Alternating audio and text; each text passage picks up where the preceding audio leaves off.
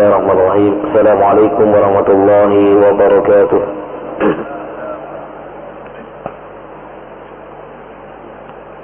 Alhamdulillahi wa kafa. Wassalatu wassalamu ala nabiyyil mustafa wa ala alihi wa ashabihi ahli as-sidqi wal wafa. Salawatullahi wa salam على نبينا محمد وعلى آله وأصحابه وأنصاره وجنوده ومن سار على نهجه ومن اهتدى بهديه إلى يوم الدين. أما بعد. Ikhwata al-iman rahimani wa rahimakumullah. Jamaah salat maghrib yang rahmat Allah subhanahu wa ta'ala, muslimin dan muslimat, pendengar setia suara mujahidin, suara beraja dimanapun anda berada, rahimani wa rahmatullah.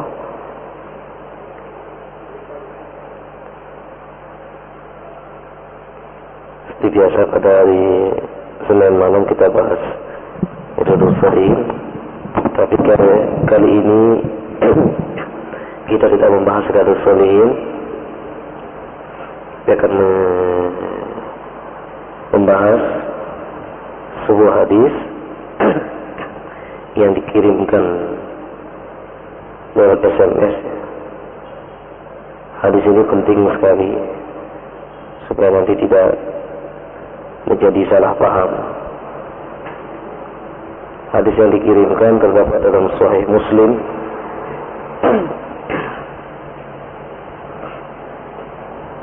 yaitu yang berkenaan dengan masalah kurban.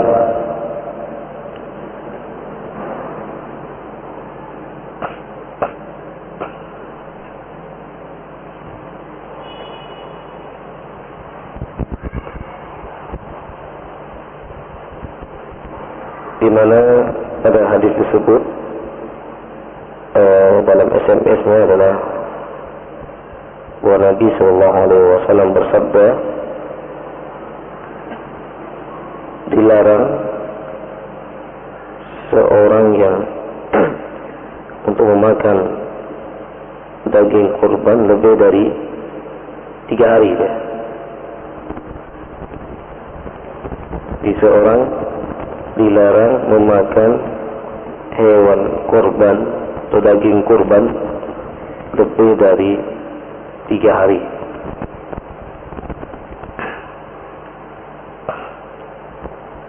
Saya akan bacakan hadisnya.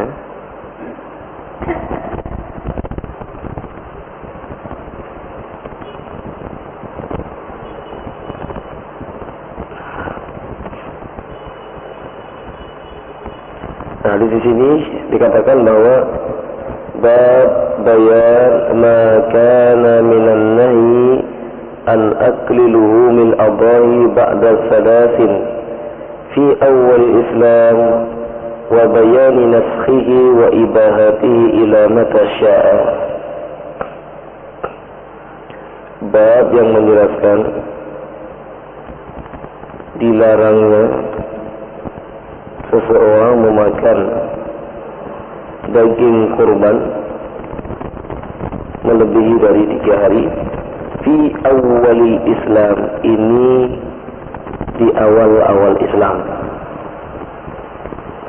wa bayani naskhihi wa ibahatihi, dan akan dijelaskan tentang dimansukhnya, dihapusnya hadis itu. Kemudian akan dijelaskan tentang kebolehannya sampai kapan saja. Nah, sehingga kami menjawab SMS itu, kita katakan bahwa hadis yang dimaksud itu adalah telah dimansuh, telah dihapus, karena itu di awal Islam. Kemudian Nabi SAW memperbolehkan memakan, bahkan beliau mengatakan simpanlah. Jadi setelah 3 hari la ba'sa bi. Kemudian kami berikan catatan, hendaklah membaca hadis yang lengkap, jangan membaca sepotong-sepotong. Jadi sehingga nanti kalau ini dikirimkan kepada orang awam, nanti akan menjadi ditelan begitu saja. Sementara misalnya di rumahnya banyak daging, ini mau dibawa ke mana daging ini? Ada larangan, apalagi hadisnya di Sahih Muslim. Tidak diragukan lagi tentang kesahihannya, dia sahih dia. Nah, kemudian Rasulullah SAW, hadisnya sangat banyak sekali di sini. Yang menjelaskan pertama, dijelaskan memang semua hadis-hadis yang melarang tentang memakan daging kurban itu melebihi dari 3 hari. Nah, kemudian dijelaskan oleh sahabat-sahabat Rasulullah SAW bahwa Rasulullah SAW telah menarik hadis itu, sama dengan hadis yang berbunyi kuntu nahaitukum an ziyaratil kubur, kuntu nahaitukum an ziyaratil kubur. Dulu aku melarang orang berziarah kubur. Ala fazurwa, kemudian maka sekarang silakan kalian menziarahinya. Itu terjadi juga di awal-awal Islam.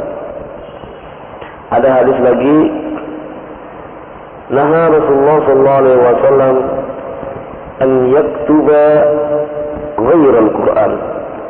Rasulullah SAW melarang untuk menulis selain dari Al-Quran. Hadza fi awal Islam. Jadi ketika wahyu itu baru turun, para penulis-penulis yang bisa menulis pada saat itu dilarang menulis apapun kecuali Al-Quran. Ini di awal-awal Islam. Khaufan an yaltabisa Al-Quran ma'al akharin. Jadi khawatir nanti kalau tercampur mana Al-Quran, mana yang bukan Al-Quran. Jadi sehingga betul-betul ketika kaum muslimin istiqomah, sudah mustaqim, sudah istiqomah, sudah mampu membedakan aina Al-Quran wa aina ghairul Quran, maka Rasulullah pun mengatakan, uktub wallahi ma kharaja min fami illa al-haq. Tulislah demi Allah, tidaklah keluar dari mulutku ini kecuali hak. Wa ma yantiqu 'anil hawa in wa illa wahyun yuha. Saya akan bacakan hadis dalam Sahih Muslim yang kenapa Rasulullah melarang dulu memakan daging kurban lebih dari 3 hari.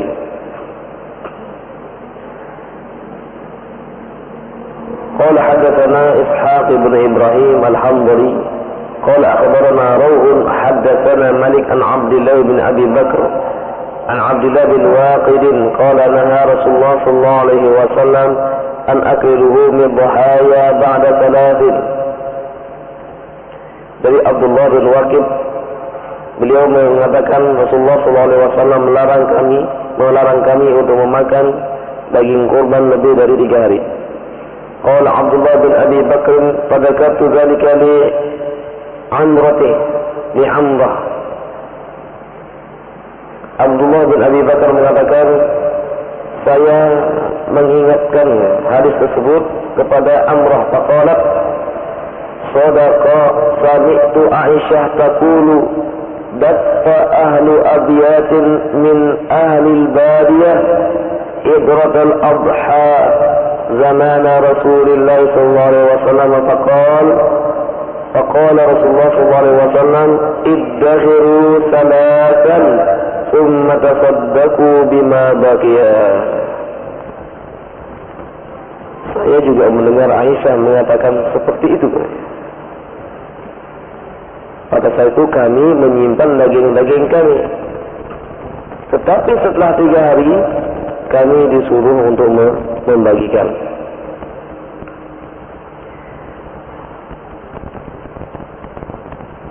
Falamma kana ba'da dzalik, setelah Islam itu berkembang di Madinah,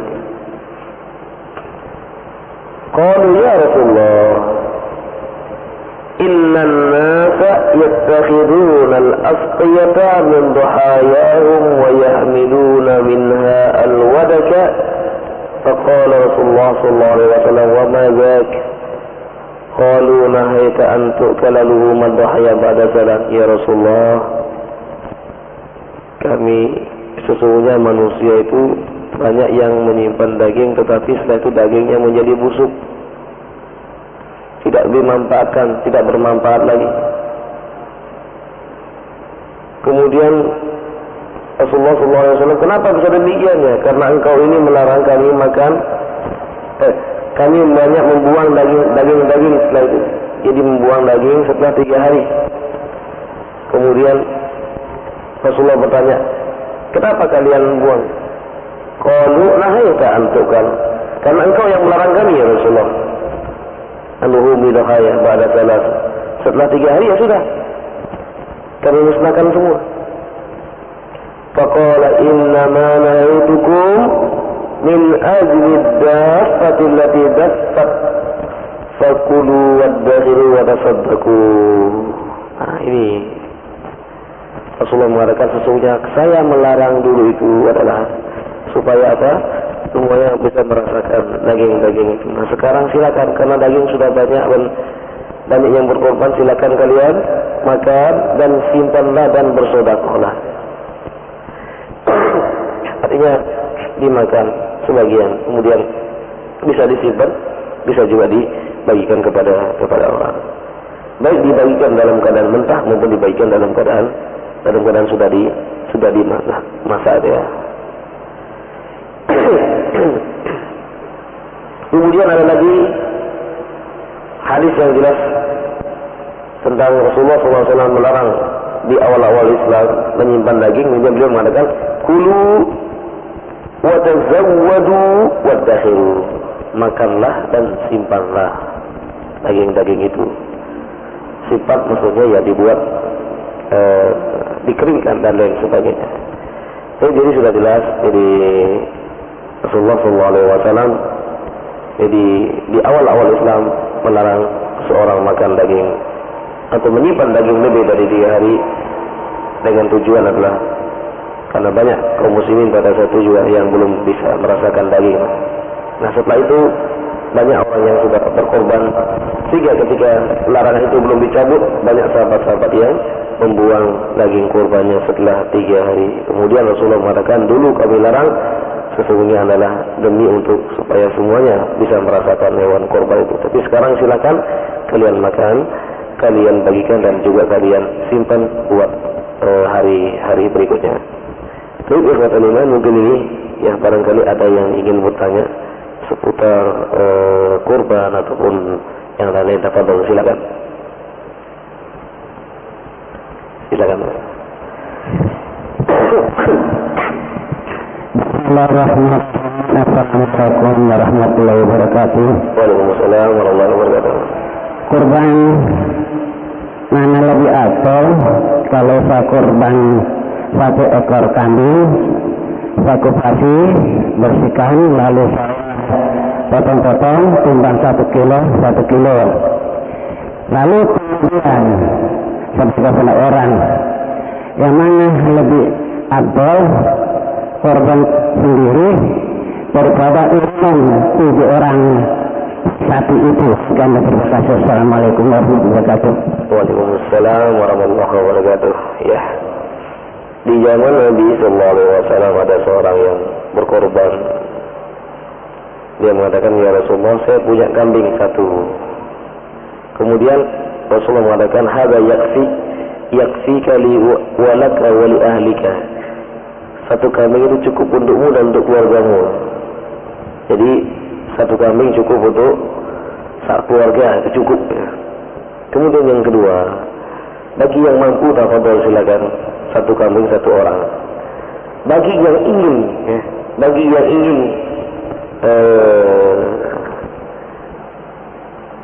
mengumpulkan satu sapi atau 1 onta, maka dia bisa 7 orang. Karena demikian disebutkan di dalam hadis. Disebutkan dalam hadis bahwa ada 7 orang. Rasulullah mengatakan likulli ibilin sab'atu anfar. Jadi setiap ibil itu 7 orang. Jadi di sini masalah daging yang paling afdal itu adalah sapi ataupun kambingnya itulah gemuk dan yang bertanduk, itu yang paling afdal. Jadi sehingga kalau dagingnya banyak, maka di sini akan lebih banyak lagi manfaatnya bagi orang-orang ya. Tetapi yang perlu diingat adalah firman Allah Subhanahu wa taala, "Lan yanalallaha luhumuha wala dima'uha walakin yanaluhu minhumut taqwa." Allah tidak perlu dengan daging-daging itu, tidak perlu dengan darah-darahnya, akan tetapi Allah memerlukan adalah ketakwaanmu. Jadi kalau dikatakan mana yang afdal semua. Yang afdal yang tidak berkorban ya. Yang tidak afdal adalah yang tidak berkorban. Jadi yang paling afdal adalah ya yang mampu berkorban pada saat itu, entah dia mengorbankan seekor kambing untuk satu keluarga atau satu kambing untuk dirinya, atau dia mengorbankan satu sapi untuk satu keluarga atau satu sapi untuk satu orang, apa silakan. Ini sesuai dengan kemampuan. Karena disebutkan di dalam sebuah hadis, Rasulullah tanya, "Ya Rasulullah, amalan apa yang paling afdal hari ini?" Beliau mengatakan,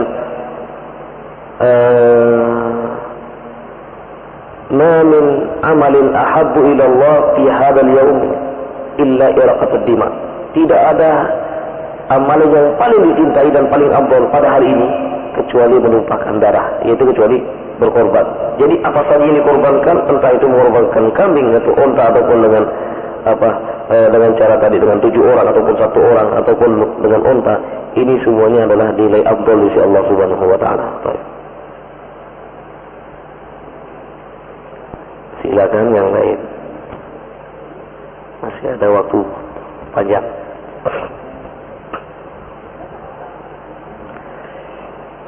Betul. Silakan kami. Kita pilih dulu.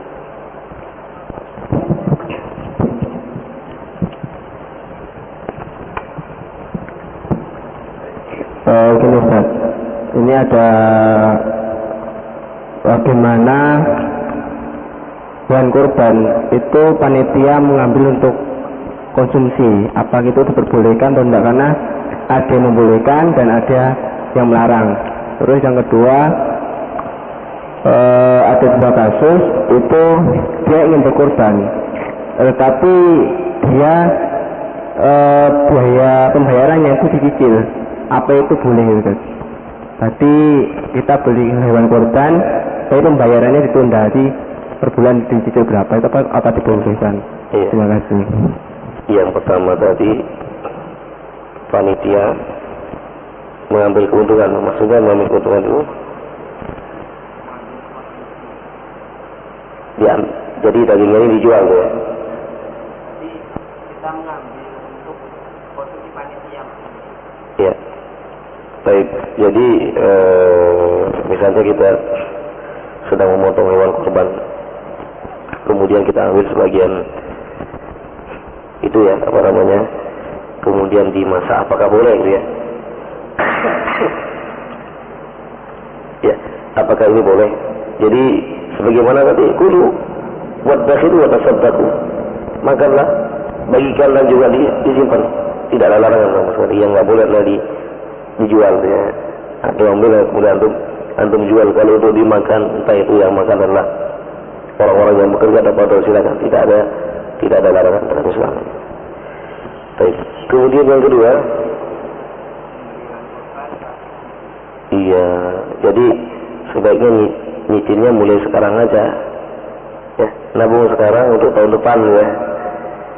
Jadi karena Rasulullah dalam sabda yang mengatakan, "Man lahu sa'atun," siapa yang memiliki kelebihan, kalau dia tidak punya ya tidak dituntut untuk berkorban.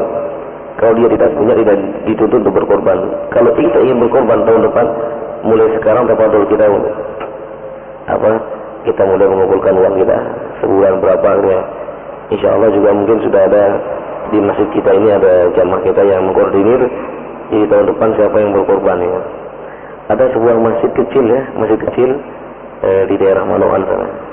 Ada seorang guru yang mengajar di sini. Setiap tahun kurbannya luar biasa. Tahun ini berkorban kemarin 19 ekor sapi. Ya. Tahun yang lalu 18 ekor sapi. Kemarin kambingnya 11. Kenapa? Saya tanya kenapa bisa demikian. Nah, ini yang pertama bahwa saya mengatakan alhamdulillah masyarakatnya sudah mengerti tentang makna berkorban. Sesungguhnya ini merupakan amalan yang sangat-sangat luar biasa gitu ya. Apa artinya ya uang sekian? Bayangkan uang sekian, uang 1 juta ada artinya sama sekali. Yang Masya Allah, yang ini adalah merupakan hari yang terbaik pada saat itu. Kalau kita keluarkan yang 1 juta di luar itu belum bisa menyanyi pahala yang kita lakukan pada saat itu. Jadi sehingga di sini masyarakat itu berlomba-lomba untuk menabung ya, sebagaimana tadi di kode ini jadi menabung. Jadi sehingga sekian masanya kecil, mungkin dari segini yang kita ini nggak sampai ke sana ya. Tapi warganya masalah sangat luar biasa. Jadi mereka mampu mengorbankan apa yang mereka miliki. Nah ini yang diperbolehkan yang seperti itu. Kalau yang beli 1 juta kemudian dicicil ini tidak ada turunannya. Ya. Jadi sebaiknya sebelum kita berkorban, tafadhol silakan menabung dulu, nanti setelah punya baru kita ini kan. Jangan juga memaksakan diri pada saat itu, misalnya kita nggak punya memang. Ini melebihi daripada kebutuhan kita. Ya, sudah, kita tidak dituntut untuk berkorban pada saat itu. Tapi kita hendaklah memiliki niat ya, masing-masing memiliki niat. Mudah-mudahan tahun depan saya bisa berkorban. Jadi dengan adanya niat, dengan adanya semangat, insya Allah kita juga semangat untuk berusaha dan tahun depan kita bisa berkorban. Setiap tahun kita berkorban semakin banyak semakin bagus. Karena itu adalah amalan yang paling afdal yang nggak bisa disamakan dengan yang lain-lainnya. Dan yang paling afdal lagi adalah tanggal 10 itu. Kemarin ya. Itu yang paling afdal untuk kita. Sekalipun hari-hari ini, sekarang, besok dan besoknya lagi, sampai waktu asar besok, itu masih, kalau ada yang ingin berkorban masih bisa. Jadi termasuk hari tasyrik.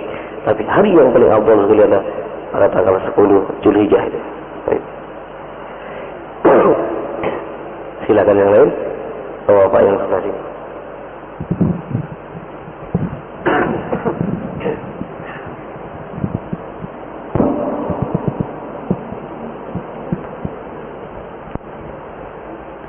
Langsung aja Ustaz ya. Apa tahu silakan. Seorang muslim ini pada seperti hal sekarang ini Idul Adha ingin berkorban tapi tidak ada kemampuan.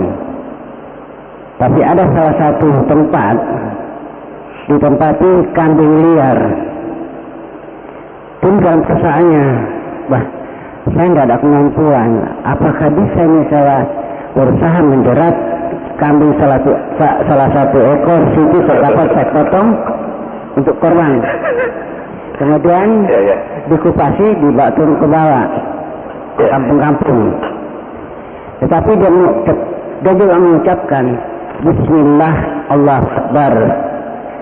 Kupasi, maaf, diulang lagi, turun ke kampung-kampung, kasih sama orang-orang yang tak percaya, kelihatannya dapat mampu lah ya. Apakah ini termasuk sah, apakah tidak? Sekian dan terima kasih. Assalamualaikum warahmatullahi wabarakatuh. Kira-kira ada nggak kambing liar itu, ada nggak ya? Ada ya? Kambing liar?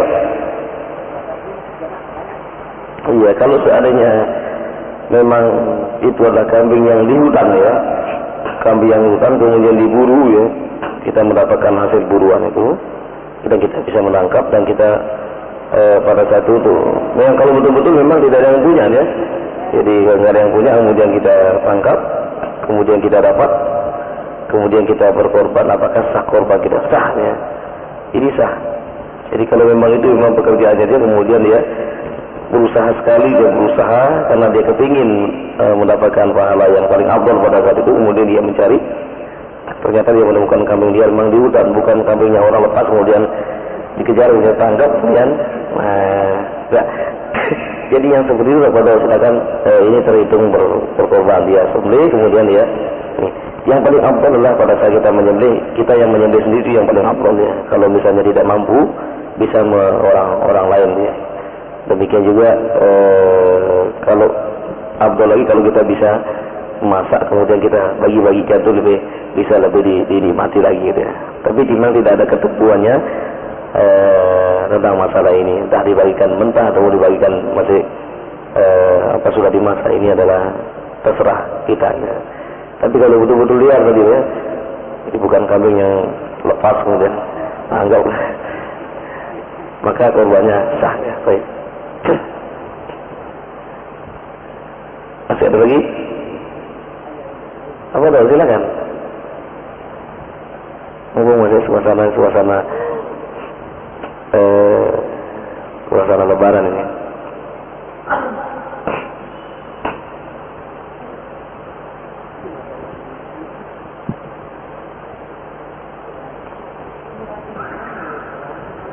Kalau tidak ada kita duduk.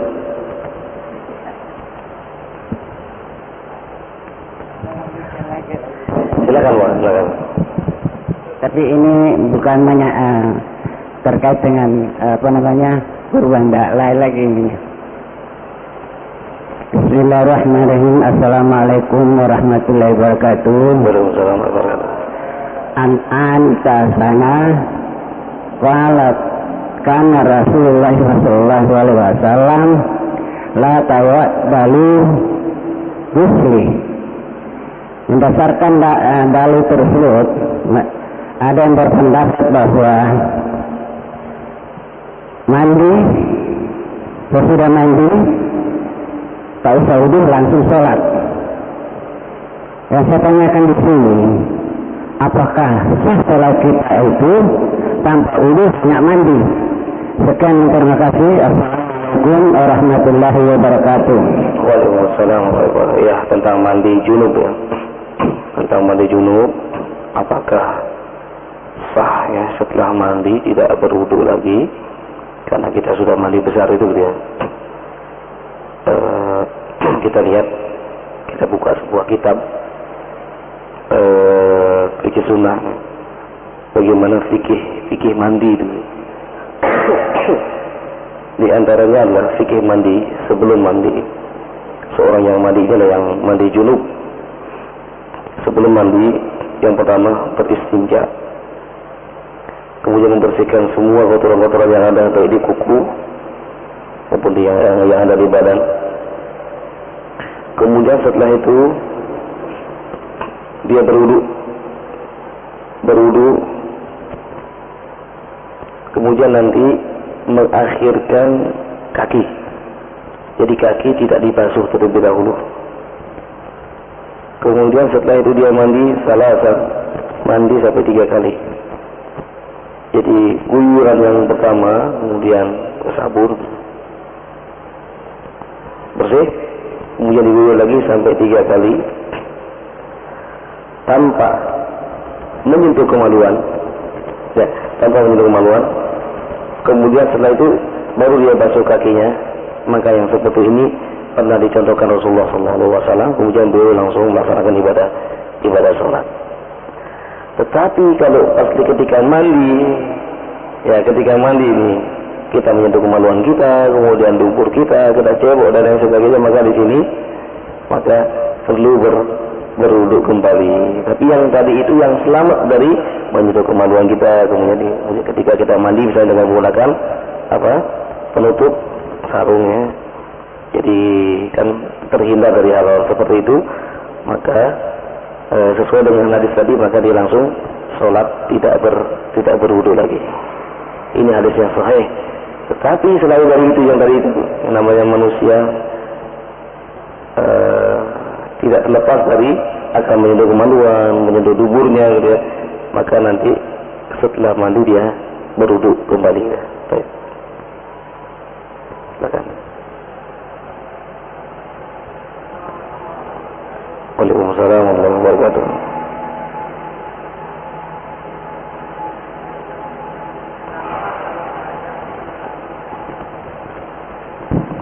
Kenapa kalau ayat tentang pencuri kok laki-laki yang didahulukan, dan kalau ayat tentang zina kok perempuan yang didahulukan? Mohon jawabannya. Terima kasih. Wassalamualaikum warahmatullahi wabarakatuh. Waalaikumsalam warahmatullahi wabarakatuh. Tadi kenapa kok kalau yang ayat yang pencuri yang laki-laki dahulukan, kalau yang berzina yang perempuan dahulukan? Jadi saya akan bahas yang kedua. kedua dulu. Firman Allah Subhanahu wa taala, "A'udzubillahi minasyaitonir rajim. Az-zaniyatu waz-zani fajlidu kulla wahidin mi'ata jaldah." Pezina perempuan dan pezina laki-laki maka deralah sampai 100 kali. Ketika menjalankan dera itu dalam ayat itu dikatakan, wala ta'khudhuha ra'fatun, jangan sampai kamu kasihan pada saat mencambuknya, mencambuk yang serius ya. Jadi tidak main-main mencambuknya, jadi betul-betul serius ya. Nah, kenapa didahulukan di situ adalah masalah perzinahan ini adalah wanita. Di dalam ayat yang lain Allah Subhanahu wa taala menjelaskan bagaimana godaannya Zulaikha kepada siapa? Nabi Yusuf. Sampai Allah mengatakan, "Inna kaida syaitani kana dha'ifa." Sesungguhnya tipu daya syaitan itu lemah. Wa inna kaida kunna 'azim. Sesungguhnya godaan dan tipu muslihatnya wanita itu lebih besar daripada syaitan. Syaitan enggak nampak Pak ya? Mampu ya? Kalau wanita Pak. Apalagi kalau wanitanya cantik ya. Tempat yang sepi, kada siapa-siapa. Kira-kira kalau imannya orang yang imannya nggak kuat, oh ini kesempatan ini. Kata Rasulullah dalam hadisnya adalah halakatil Yahud bi fitnil mar'ah. Yahudi itu hancur karena fitnah wanita. Ma taraktu asyaddu fitanan minan nisa. Aku tidak meninggalkan sebuah fitnah yang terbesar kecuali adalah wanita. Ini sangat luar biasa. Jadi sehingga dikatakan dalam sebuah bait syair, "Idza saluhatil mar'ah saluhatil bilad." Kalau wanitanya baik, negara itu baik gitu ya. Yang pertama kali menggoda ke laki-laki perempuan. Kira-kira kalau ada perempuan yang berjalan dengan menggunakan jilbab dengan ini, kira-kira ada nggak syahwat seorang itu untuk menggodanya? Nggak ada sama sekali. Tapi karena ketika itu pakaiannya gitu ya, pakaiannya terbuka sedikit, ini menggoda laki-laki. Bagi yang imannya tidak kuat ya. Apalagi yang sudah mulai umur 40 ke sana gitu ya. Ya kan umur 38 ke sana, ini umur yang umur kedua ya. Ini bahaya ya. Melihat pakaian-pakaian seperti itu tertarik. Nah, sehingga dikatakan azaniyatu. Karena nggak mungkin kalau perempuan wanita itu baik-baik, pakainya sopan, orang itu akan segan. Ya. Tapi kalau yang pakainya itu nyerempet-nyerempet sedikit itu, iman itu bisa tergoda. Sehingga Kiai Mustafa Bisri pernah menulis goyang inul, goyang iman. Ya. Goyang inul, goyang iman. Goyangannya inul itu menggoyangkan iman. Benar itu luar biasa ya. Apalagi sekarang na'udzubillah min dzalik. Bagaimana pakaian-pakaian para artis-artis ya. Ini sehingga dikatakan azannya dulu karena memang dimulai oleh wanita. Sedangkan asyarik ya, yang mencuri ini biasanya nyuri siapa? Iman Allah dalam surah Al-Maidah, a'udzubillahi minasyaitonir rajim. والسارق والسارقة فقطعوا أيديهما جزاء بما كسبا نكالا من الله والله عزيز حكيم. Pencuri laki-laki dan pencuri perempuan. Kira-kira yang banyak dipenjarakan itu kasus pencurian laki-laki perempuan. Laki-laki itu. Perempuan mungkin bagaimanapun beraninya tidak seberani laki-laki kalau masalah urusan mencuri ini. Sekarang ada apa? Curat ya, curat apa? Pencurian dengan menggunakan alat berat ya. Jadi masalah berat di sini dia mencuri, dia merusak. Ini sekarang ini luar biasa. Sekarang ini luar biasa di mana-mana terjadi gitu. Jadi kejahatan lebih meningkat untuk tahun ini. Jadi pencurian dengan menggunakan alat berat dan juga pencurian dengan membunuh itu luar biasa. Yang melakukan adalah laki-laki, sehingga Allah mengatakan ini wasariqu wasariqatu. Jadi yang mencuri itu dimulai oleh yang atau kebanyakan yang melakukan pencurian itu adalah laki-laki. Sekalipun perempuan juga ada yang mencuri gitu ya. Baik, jadi jawabannya seperti itu. Jadi karena memang tabiat. Jadi tabiat. Kalau yang berzina adalah dimulai oleh wanita, kalau tabiat mencuri ini adalah kebanyakan dilakoni oleh laki-laki. Masih ada lagi di situ. Habis ya. Itu dari pendengar ya. Dari pendengarnya ya. Baik, kalau masih ada lagi? Baik, kalau begitu kita tutup kajian kita pada malam hari ini. Dan insyaallah Riyadhus Shalihinnya kita lanjutkan pada pertemuan berikutnya. Aku qouli hadza wa astaghfirullah li wa lakum. Subhanakallahumma wa bihamdika asyhadu an la ilaha illa anta astaghfiruka wa atubu ilaik. Wassallallahu ala nabiyyina Muhammadin wa ala alihi wa sahbihi ajma'in.